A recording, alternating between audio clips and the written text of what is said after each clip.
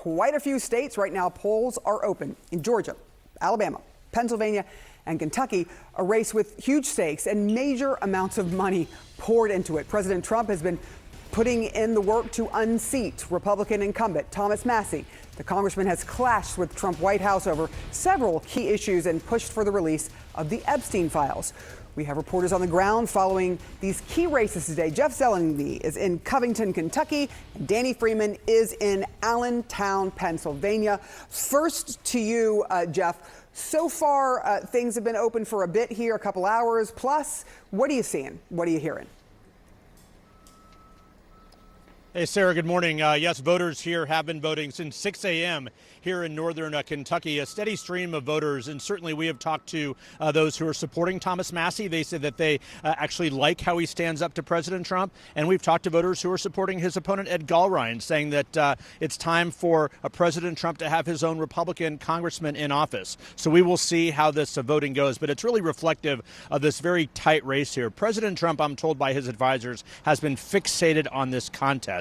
He, of course, has been trying to unseat Thomas Massie for more than a year or so. Well, last night we caught up with the congressman to ask him about the nationalization of this race. This race has been nationalized, as you well know, talking about the revenge tour and the revenge list. Do you think that that's how voters here in Kentucky see this race? I don't think so. They don't know what happened to Bill Cassidy or to those senators in Indiana. And both of those situations are unique from mine. Bill Cassidy voted to impeach the president.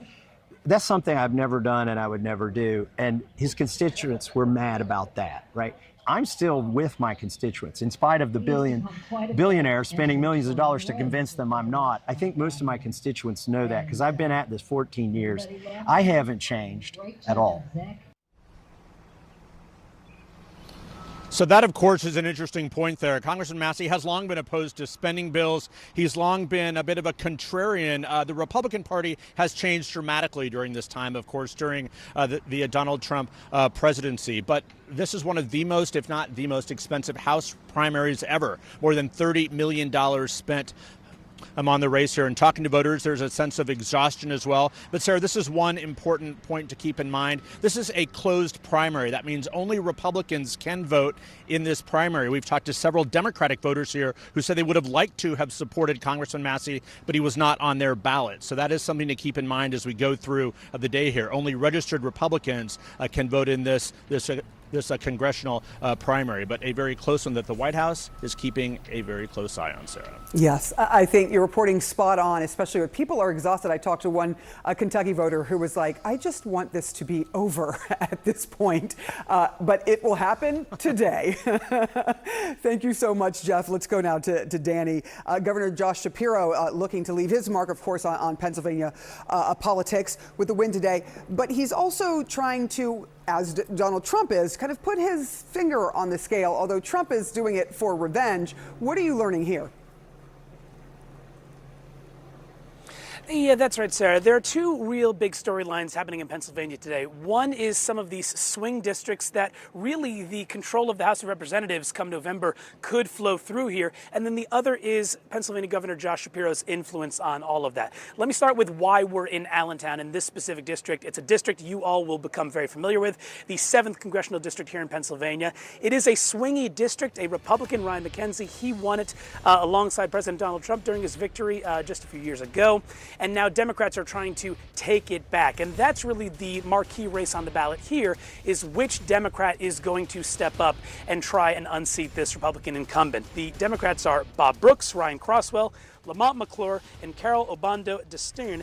And the key thing here is that one of those candidates, although it's really a toss-up at this point, one of those candidates has gotten the endorsement of Governor Josh Shapiro. You see plenty of ads here in Pennsylvania as well. Bob Brooks is that candidate. He's a firefighter in this area, and you cannot see an ad without him and also Governor Josh Shapiro. That influence by the popular Democratic governor in the state really is on display here. So those are the two storylines that we're going to be watching if that candidate, Shapiro's chosen candidate, really can end up running up the scoreboard here. But meanwhile, Sarah, when it comes to the voters here, they're really still laser focused on just those issues of affordability. I want you to listen to one voter I spoke with who's a small business owner here in Allentown, and she's thinking about how hard it is for her young staff.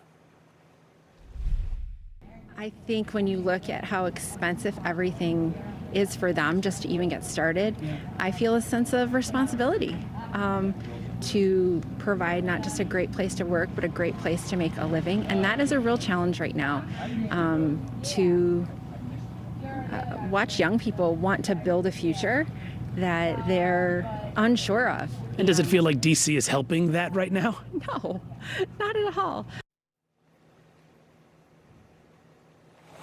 You can hear right there, Sarah, that voter Stephanie. She's out here voting because things are really expensive and hard. I passed by a gas station here in Allentown, $4.89 a gallon. Those are the issues that are really bringing voters out here. But again, keep your eye on the 7th Congressional District in Pennsylvania.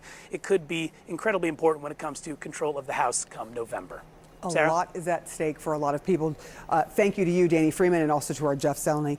Appreciate it. In Georgia, a crowded field of Republicans are running for the chance to unseat Democratic incumbent Senator Jon Ossoff.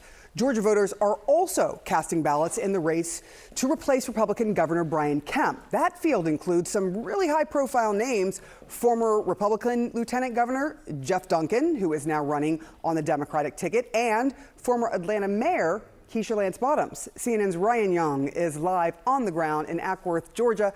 Ryan, look, there are seats on Georgia Supreme Court that are also on the ballot today. There is a slew of things to bring out voters. What are you seeing? Oh, there's a slew of options here for people to talk about. And of course, I felt all that energy from Harry a little early this morning. But so far, you can see Georgia voters are really paying attention to this vote. More than 1 million of them have already cast their ballots already in early voting, that close on Friday. Today, it's been steady at polling locations throughout the state. Just talking to some of the folks who've walked past me, some of them have said, look, they are here because they want to make sure that they see some of the policies they want to see in terms of economics move forward. But this has been a nasty race when you talk about the governor's race. In fact, look at some of the ads that have been hitting the airways over the last 60 days or so. Creepy Rick Jackson and Big Baby Burt Jones are too busy slinging mud at each other to care about you. In politics, some makeovers are only skin deep. Meet Rick Jackson. Before the primary, he made a few changes. A new look, a new story. We're incredibly grateful for his leadership and his friendship and his knowledge. Thank you again, Rick, for all that you do for Georgia. When you see Bert's new attack ads, remember, he doesn't believe them either.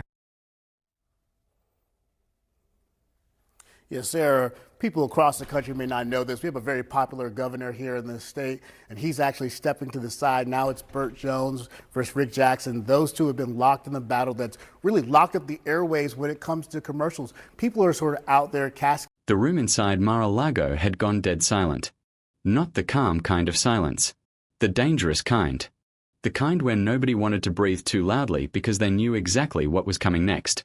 Televisions glowed across the walls as county results from Georgia kept rolling in. Red counties were still coming in strong for Republicans, but the margins were collapsing compared to previous elections. Meanwhile, Democratic turnout in suburban Atlanta was exploding. One young staffer sitting near the back refreshed the numbers again. Then one more time. His face went pale. Trump leaned forward from his chair, staring at the giant screen showing the statewide margin shrinking minute by minute. Nobody answered immediately. I said, "What's the number?" A senior aide finally cleared his throat. "We are down 3.8 in the latest batch, sir." Trump froze. 3.8. The room stayed silent. Trump suddenly slammed his hand against the table so hard that several people jumped. That's impossible. This was supposed to be easy. Another staffer tried to explain that the remaining vote was heavily concentrated around Atlanta suburbs where Democrats had dramatically improved among independents and college-educated voters. Trump cut him off instantly. No. You told me Georgia was locked up. Locked up. The campaign war room suddenly became chaos. Phones ringing. People whispering. Staffers running in and out carrying printed turnout reports. One advisor tried to calm Trump down by pointing towards still unreported rural counties. But another strategist quietly admitted the truth. The math was getting ugly. Fast. According to internal projections, Republicans were underperforming in counties they absolutely needed to dominate. Worse still, Democratic turnout among young voters and black voters was significantly higher than expected. Trump stared at the screen again. The red numbers were no longer safe. CNN showed the Republican margin shrinking. MSNBC analysts were openly discussing the possibility of a major upset. Even conservative networks started sounding nervous. Trump pointed directly at one of his campaign advisors. "You said suburban women were coming back." They shifted less than we expected, sir." Less than expected. "We are losing." One aide reportedly tried changing the subject by bringing up another Senate race in a different state. Trump wasn't having it. "I don't care about another state right now." Georgia was the firewall. That word hung in the room. Firewall. Everybody there understood exactly what it meant. Georgia wasn't just another race. It was supposed to prove Trump still controlled the political map. Instead, county after county showed warning signs Republicans could no longer ignore. In Cobb County, Democratic margins surged again. Gwinnett County looked even worse. Independent voters who once leaned Republican appeared to be abandoning the party in huge numbers. One Republican operative quietly muttered, "This looks like 2020 all over again." Trump heard him. Immediately. "What did you just say?" The operative tried to backtrack, but it was too late. Trump stood up from his chair and started pacing furiously. No. We had massive crowds. Massive enthusiasm. People love us in Georgia." One pollster nervously explained that rallies and online enthusiasm were no longer matching actual suburban turnout patterns. That only made Trump angrier. "So the polls are fake again? Is that what you're telling me?" Nobody wanted to answer. Another update appeared on screen. Democrats gained another massive vote dump from Metro Atlanta. The margin tightened further. A communications aide quietly whispered to another staffer, "If this keeps moving, networks might call it tonight." That rumor spread across the room instantly. And once Trump sensed panic, everything escalated. "You people told me we were winning this comfortably." One advisor attempted damage control. "Sir, there are still outstanding votes." Trump interrupted again. "Outstanding votes where?" "Atlanta." "More Atlanta votes? That's your plan." Several staffers looked down at their laptops instead of making eye contact. Because deep down, many already knew the truth. The strategy had failed. For months, Republicans focused heavily on energizing the MAGA base, but Democratic organizers quietly built turnout machines across Georgia suburbs, college campuses, and early voting operations. Now the results were showing up in real time. And they were brutal. Exit polls reportedly showed Republicans losing ground among independents by double digits. Women voters were breaking heavily toward Democrats in key suburban counties. Young voter turnout shattered expectations. One campaign official finally said what nobody else wanted to say. "Sir, we may have underestimated backlash voters." Trump stopped pacing. What backlash?